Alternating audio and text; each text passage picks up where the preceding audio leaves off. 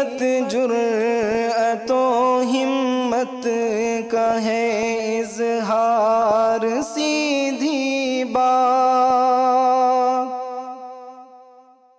रिवायाते सहाफत का अलम बरदार, सीधी बात। नाज़रीन गिरामी, अस्सलामु अलैकुम वरहमतुल्लाहि वबरकातुहू। सीधी बात के ताज़ा तरीन प्राइम टाइम में आप लोगों का इस्तक़बाल है। नाज़रीन गिरामी, मैं अंसार अज़ीज़ नदवी इस वक्त के इवनिंग प्राइम टाइम में आप लोगों के सामने कुछ अहम तरीन ख़बरें, कुछ वायरल वीडियोस और तस्वीर के हवाले से कुछ तनक़ीदी तबसरे लेकर के हाज़िर हुआ। मैं आपको बताऊँगा कि 4 जनवरी से तमिलनाडु में पहली ता 12वीं तक की स्कूल खुलने का ऐलान किया गया है। तो वहीं पर सल्तनत उस्मानिया के दौर की एक मस्जिद नबवी का मंज़र इस वक्त तुर्की के वीडियोस, वहाँ की एक तस्वीर वायरल हो रही है तुर्की मीडिया के हवाले से। गधे की लेद और तेज़ाब से नकली मसाला बनाने की फैक्ट्री का पर्दाफाश हुआ है और हिंदू युवा वाहिनी का अहदेदार गिरफ्तार हुआ है, जो इसका मालिक बताया जाता है। भारत मुसलमानों के लिए कितना ख़तरनाक है और पुरतशद्दुद जगह है, एक बैनुल-अक़वामी रिपोर्ट सामने आई है, वो तफसीलात मैं आप लोगों के सामने रखता हूँ। केजरीवाल ने योगी हुकूमत पर क्या इल्ज़ाम लगाया है वो, और राजौरी में किस तरह से एक सियासी कारकुन का ज़ख्मी हो चुका है हमले में। जापान के ट्विटर किलर को 9 अफराद के कत्ल पर सज़ाए मौत दिए जाने की जो खबर आ रही है उस पर भी मैं बात करूँगा। ट्विटर पर इस वक्त पतंजलि को जो है बैकाट करने का हैशटैग क्यों चला और क्या हालात बने हैं इस वक्त बाबा रामदेव के, वो और फिर दुल्हे के दोस्त की जानिब से डांस फ्लोर पर घसीटने के बाद दुल्हन ने किस तरह शादी से इनकार कर दिया, सारी तफसीलात आ रही हैं। वो सारी चीज़ें रखूँ उससे पहले आप लोगों से दरख्वास्त है कि जिन अहबाब ने हमारे चैनल को सब्सक्राइब नहीं किया है वो सब्सक्राइब कर ले, हमारे इन वीडियोस को दूसरों तक पहुंचाने में हमारी मदद करें, लिंक को शेयर करें। इदारे की मजबूती नाजरीन आप लोगों की मजबूती है। नाज़रीन गिरामी, आइए सबसे पहले बात करते हैं। यूपी पुलिस ने गधे की लेद और तेज़ाब का इस्तेमाल करके मकामी ब्रांडों के मसाला बनाने वाले एक ग्रोह का पर्दाफाश किया है। नकली मसाला तैयार करने का एक कारखाना नबीपुर इलाके में वाक़ है और पुलिस ने इत्तला की बुनियाद पर यहाँ छापा मारा। पुलिस ने फैक्ट्री मालिक अनूप वार्ष्णे को गिरफ़्तार कर लिया और इत्तलात मिल रही हैं। और IANS के मुताबिक, जो कि खबर रसा एजेंसी है, अनूप वार्ष्णे हिंदू युवा वाहिनी का अहदेदार है। तो आप अंदाज़ा लगा सकते हैं कि हिंदू युवा वाहिनी के अहदेदार किस तरह से जो है इस वक्त लोगों को बेवकूफ़ बना रहे हैं। गधे के लेज से और तेज़ाब से मिला करके जो है मसाला तैयार करके आवाम को खिला रहे हैं। जॉइंट मजिस्ट्रेट प्रेम प्रकाश मीना ने कहा, हमने कुछ मकामी ब्रांडों के नाम पर पैक किए जा रहे 300 किलो से ज़्यादा वज़न के नकली मसाले ज़ब्त किए। उन्होंने कहा कि छापा के दौरान नकली मसाले तैयार करने के लिए इस्तेमाल किए जाने वाले कई चीज़ें पाई गई हैं, जिनमें गधे की लेद भी थी, भूसा और तेज़ाब से भरे ड्रम शामिल थे। बरामद किए गए मिलावटी मसालों में धनिया पाउडर, लाल मिर्च पाउडर, हल्दी और गरम मसाला शामिल हैं। उन्होंने कहा कि 27 से ज़्यादा नमूने जांच के लिए भेजे गए। लेद और रिपोर्ट के आने के बाद फूड सिक्योरिटी और स्टैंडर्ड एक्ट 2006 के तहत FIR दर्ज की जाएगी। ये पुलिस का बयान सामने आया है। तो नाज़रीन, आप अंदाज़ा लगा सकते हैं कि किस तरह से एक हिंदू तंजीम से वाबस्ता रहने वाले अहदेदार ने पूरे यूपी के मुसलमानों को गधे का लेद खिला रहा है। यही होता है इन लोगों का असल चेहरा, सामने कुछ और होता है और पीछे से ये लोग पूरे आवाम को धोखा देने वाले कारोबार करते हैं। गौ को लेकर के भी जो बिल कानून सामने आया है, या फिर गौशाला को लेकर के जो हैरत अंगेज़ रिपोर्टें सामने आई है, वो भी ये है कि बज़ाहिर लोगों को दिखाने के लिए गौरक्षा ये बात करते हैं, जबकि हकीकत यह है कि जो है गौ के स्कूलों में जहाँ रखा जाता है वहाँ पर पीठ पीछे से ये खुद उसको काटते भी हैं और उसका गोश्त जो है फ़रोख्त भी करते हैं और उसको जो है दूसरे ममालिक में पहुँचाने का काम भी करते हैं। ये हिंदू युवा वाहिनी और उससे वाबस्ता हिंदुत्व तंजीमों से वाबस्ता लोगों के असल चेहरे हैं। हमने कई बजरंग दल कारकुनान को जो है गौ रक्षा करते हुए देखा गया, बाद में उन्हीं को गाय बेचते हुए भी देखा गया है। ऐसी ये कहानी इस वक्त हिंदू तंजीम के अहदेदार के सामने आई है यूपी से। लिहाजा यूपी के मुसलमानों को चौकन्ना हो जाना चाहिए, होशियार रहना चाहिए और अपने किसी भी यहाँ से अगर ख़रीद करके लाते हैं कोई मसाला जात तो उसको ज़रूर चेक कर लें कि कहीं आप गधे का लेद तो नहीं खा रहे हैं। बहरकैफ नाज़रीन गिरामी, आगे बढ़ते हैं और उस रिपोर्ट की बात करते हैं जिस रिपोर्ट ने इस वक्त मोदी हुकूमत की किलई खोल के रख दी है और कितने सेफ़ हैं मुसलमान भारत में वो ये बैनुल अक़वामी रिपोर्ट बयान करती है। एक नई रिपोर्ट के मुताबिक भारत में हुकूमत मुखालिफ सिविल सोसाइटी से ताल्लुक़ रखने वाले अफराद का कहना है कि भारत मुसलमान अक़लियत के लिए एक पुरतशद्दुद और ख़तरनाक जगह बन चुका है। जनूबी एशिया में शहरी आज़ादियों पर नज़र रखने वाली south Asia state of minorities report की सालाना रिपोर्ट में भारत की विफाकी हुकूमत को भी तनकीद का निशाना बनाते हुए कहा गया है कि भारतीय शहरियों के लिए कौमी रजिस्टर मुसलमानों को मुमकिना तौर पर स्टेटलेस बना सकता है। भारत में गुज़िश्ता साल पेश किए जाने वाले मुतनाज़ा शहरियत कानून के ख़िलाफ़ बड़े पैमाने पर मुज़ाहरे देखने में आए थे। इस कानून में अफ़गानिस्तान, पाकिस्तान और बांग्लादेश से आने वाले तारिकीन वतन के लिए भारतीय शहरियत इख्तियार करने का रास्ता रखा गया था, लेकिन मुसलमानों को इसमें शामिल नहीं किया गया था।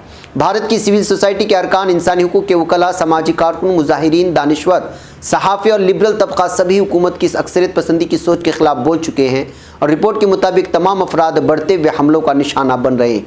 रिपोर्ट का कहना है कि भारत में इंसानी हुकूक के लिए काम करने वालों को रियासती इदारों, उनके इत्तेहादी नज़रियाती ग्रोहों की जानिब से धमकियों और तशद्दुद का सामना करना पड़ रहा है।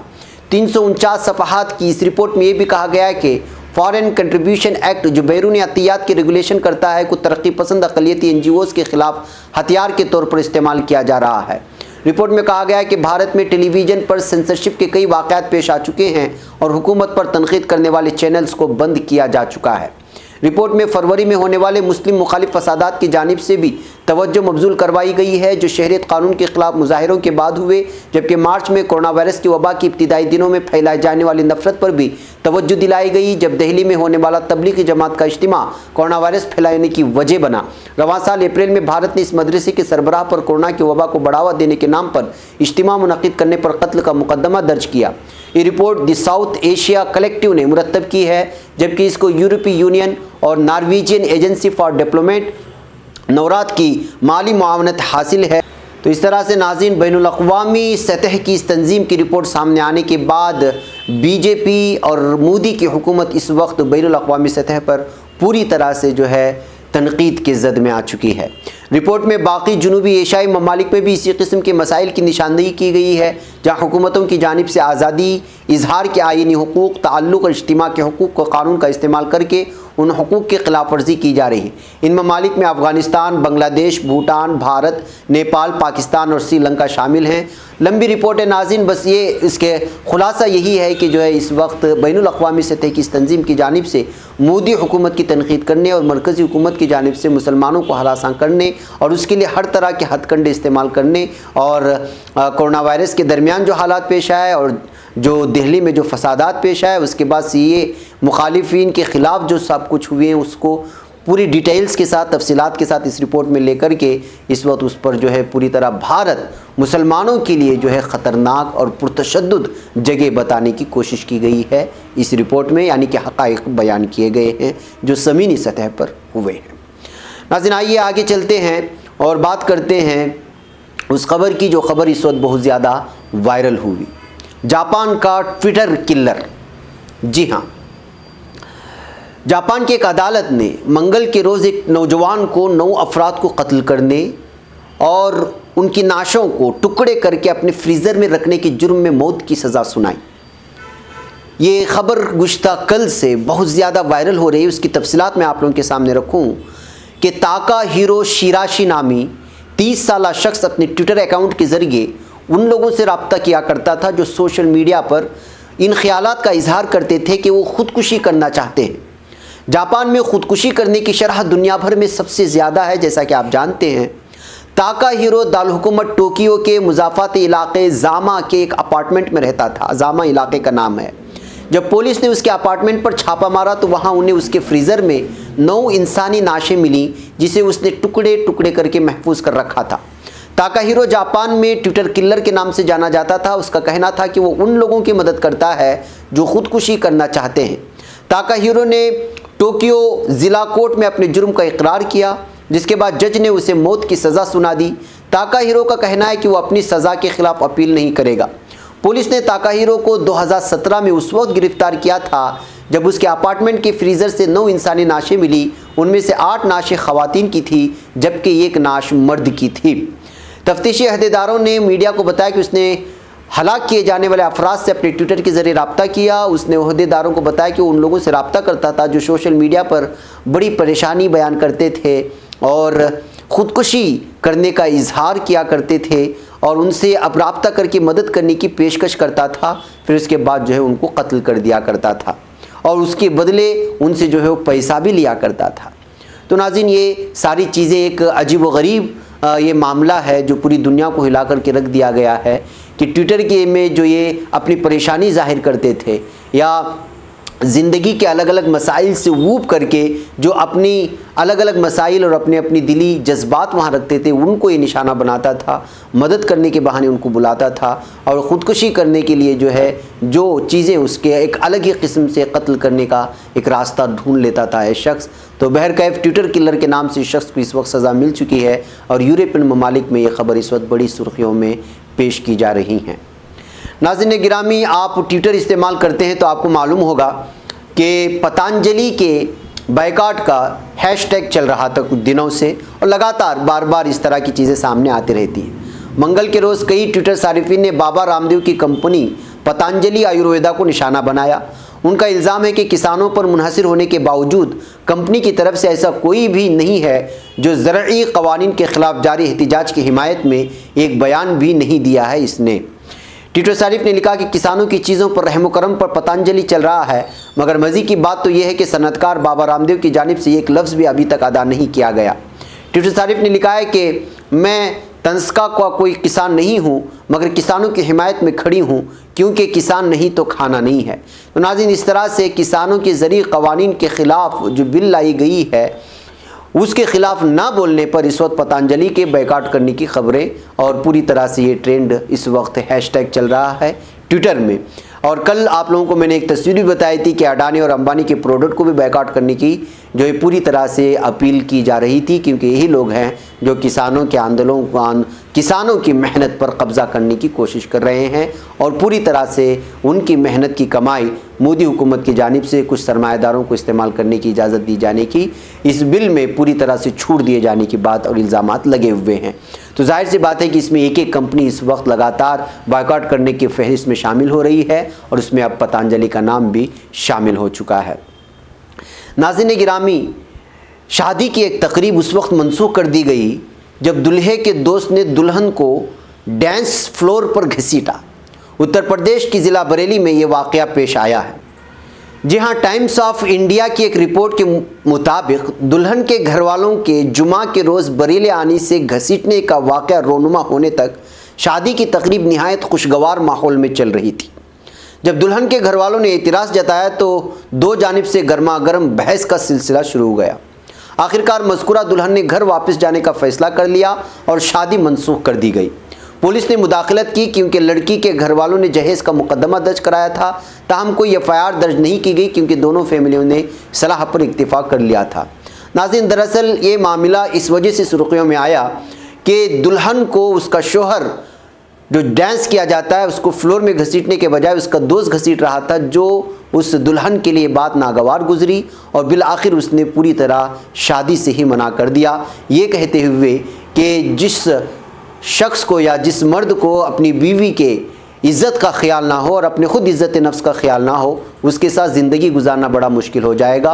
ये कहते हुए तमाम लोगों के सामने उसकी अपनी जो होने वाली बीवी का हाथ घसीट कर अगर डांस करने पर मजबूर करे और मर्द उसका इनकार ना करे और उस पर तनकीद भी ना करने बल्कि बखुशी उसको जो है हवाले कर दे, तो फिर जो है ये मर्द पूरी तरह से ज़िंदगी गुजारने के लायक नहीं होगा। ये कहते हुए टाइम्स ऑफ इंडिया ने इस खबर को बड़ी सुर्खियों में शाये करते हुए ये साबित करने की कोशिश की है कि भारतीय नारी इस तरह की होती है। नाज़रीन गिरामी, आइए एक और अहम तरीन ख़बर की जानिब मैं आपको ले चलूँ और वो है राजौरी से जो इस वक्त आ रही है। जम्मू कश्मीर में सियासी कत्ल और सियासी हमलों का सिलसिला लगातार जारी है। जम्मू कश्मीर की ज़िला राजौरी के कोतरांग का इलाके में मंगल की शब देर गए नामालूम असलहा बरदारों ने एक सियासी कारकुन को गोलियों से ज़ख्मी कर दिया। मजरूब कारकुन की शनाख्त 36 साला रंजीत सिंह वलद प्रेम सिंह साकिन दर्राज कोतरांका के तौर पर हुई है। सरकारी ज़राए ने बताया है कि कोतरांका के दर्राज गांव में गुज़िश्ता सब करीब 12 बजे नामालूम असलह बरदारों ने रंजीत सिंह नामी एक सियासी कारकुन पर उनके रिहाइशगाह के बाहर गोलियां बरसाई, जिसके नतीजे में वो ज़ख्मी हो गए और उसके बाद यहाँ माहौल कशीदा हो गया, इसलिए कि सियासी हमले की वजह से लगातार जम्मू कश्मीर इस वक्त सुर्खियों में आ चुका है। नाज़रीन गिरामी, आम आदमी पार्टी जितना मशहूर हुई उतना बदनाम भी हो रही है, लेकिन अलग अलग बयानात को लेकर के आम आदमी पार्टी इस वक्त जो है तनकीद के जद में आ जाती है। अब उसने जो तनकीद की है वो यूपी हुकूमत पर है। आम आदमी पार्टी के कन्वीनर और दिल्ली के वज़ीर आला अरविंद केजरीवाल ने योगी हुकूमत पर कोरोना जाँच को लेकर बड़ा इल्ज़ाम आयद किया है। अरविंद केजरीवाल ने कहा कि उत्तर प्रदेश में फ़र्जी कोरोना टेस्ट हो रहे हैं। काबिल ज़िक्र बात यह कि मंगल के रोज़ केजरीवाल ने ऐलान किया था कि उनकी पार्टी आम आदमी पार्टी 2022 में होने वाले यूपी असेंबली इंतखाबात में उतरेगी। इस ऐलान के बाद से दोनों पार्टियों के दरमियान ज़बानी जंग शुरू हो चुकी है और अब एक दूसरे पर इल्ज़ामात आयद किए जा रहे हैं। केजरीवाल ने योगी हुकूमत पर फर्जी कोरोना टेस्ट कराने से मुतालिक इल्ज़ाम एक ट्वीट के जरिए लगाए। इस ट्वीट में उन्होंने लिखा है कि योगी जी को सोते जागते उठते बैठते दिल्ली हुकूमत और आम आदमी पार्टी दिखाई देती है। योगी जी, हमारे कोरोना पर शानदार काम का तस्करा यूपी के गली मोहल्लों में हो रहा है। आपकी तरह हम फर्जी कोरोना टेस्ट नहीं कराते। ये कहते हुए इस वक्त यूपी हुकूमत पर फर्जी कोरोना टेस्ट कराने का इल्ज़ाम आयद कराकर अब बीजेपी और आम आदमी पार्टी लगातार एक दूसरे के सामने आ चुके हैं। लेकिन चलते चलते मैं आपको ये बात बताऊं कि कांग्रेस हमेशा आम आदमी पार्टी को, जिस तरह असदुद्दीन ओवैसी की पार्टी को बी टीम कहती है, उसी तरह कांग्रेस आम आदमी पार्टी पर भी बीजेपी को जितवाने के लिए आम आदमी पार्टी को लाने का इल्ज़ाम लगाती रहती है। ये सियासत है, हमें समझने की ज़रूरत होती है। बैकअप नाज़रीन, मुझे यहाँ पर इजाज़त दें। इंशाल्लाह फिर मुलाकात होगी कुछ ही देर में आज की दिन भर की अहम तरीन खबरों की छोटी सी तफसीलात के साथ। अस्सलामु अलैकुम रहमतुल्लाहि व बरकातुहू। खबर पढ़ने का तुमने भी अजब अंदाज पाया है, रवादारी के जज्बे ने भी तुम पे नाज पाया है, इसी रह में मोहब्बत का हंसी एजाज पाया है। तुम्ही हर अंजुमन में हमने तो मुमताज पाया है, मुमताज पाया है। तुम्ही से है तरक्की पर अजीज अंसार, सीधी बात अजीमत जुर्म